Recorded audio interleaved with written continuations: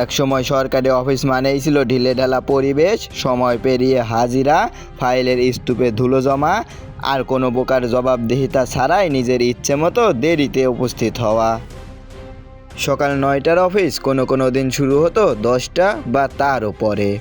করিডোরে চায়ের আড্ডা, অফিসে খালি চেয়ার এবং নাগরিকদের দীর্ঘ অপেক্ষা, এটি ছিল প্রতিদিনের চিত্র। কিন্তু সেই চিত্রে যেন পরিবর্তনের হাওয়া বইতে শুরু করেছে নতুন করে। প্রথমবারের মতো ক্ষমতায় আসার মাত্র কয়েকদিনের মধ্যেই যেন সব কিছু পরিবর্তনের বার্তা দিচ্ছেন নতুন প্রধানমন্ত্রী তারেক রহমান।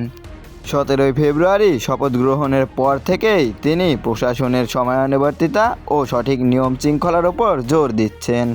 শুধু কর্মচারীদের ওপরেই নয়, রাষ্ট্রপ্রধান হয়ে প্রধানমন্ত্রী তারেক রহমান নিজেও সঠিক সময় মতোই অফিস করছেন। 22 ফেব্রুয়ারি সকাল 9টা 5 মিনিটেই তিনি সচিবালয়ে পৌঁছে যান। আর তার এই আগমন শুধুমাত্র উপস্থিতিই ছিল না, ছিল স্পষ্ট এক বার্তা।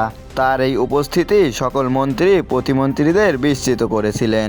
শুধুমাত্র তিনি সময় মতো উপস্থিত হয়েছেন তা নয়, উপস্থিত হয়েই তিনি খোঁজ নিয়েছেন মন্ত্রী প্রতিমন্ত্রী এবং উপদেষ্টাদের মধ্যে কে কে অফিসে উপস্থিত আছেন।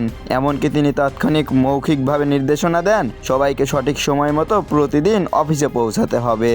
এছাড়াও সরকারিভাবে জারিকৃত এক আদেশে জানানো হয়েছে, সকাল 9টার মধ্যে সরকারি কর্মচারীদের অফিসে উপস্থিত না হওয়া, বিনা অনুমতিতে কর্মস্থল ত্যাগ করা বা দেরিতে উপস্থিত হওয়াকে শাস্তিযোগ্য অপরাধ হিসেবে গণ্য করা হবে।